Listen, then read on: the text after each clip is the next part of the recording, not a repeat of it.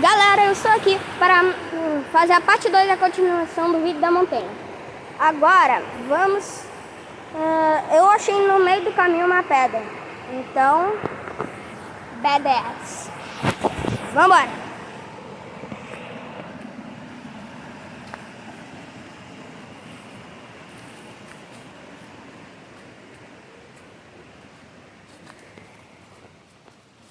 A melhor parte é que o cameraman ele pode andar nessa parte.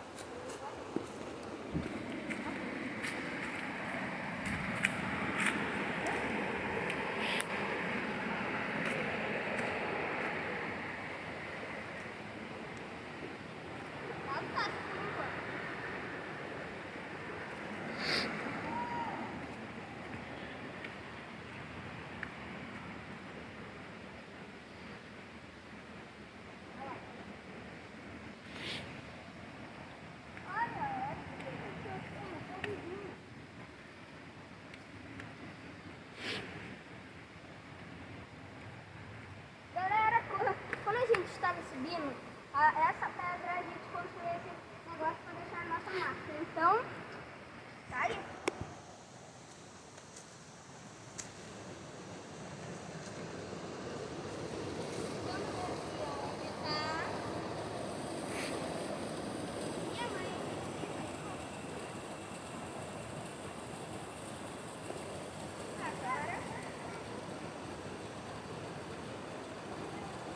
Tchau!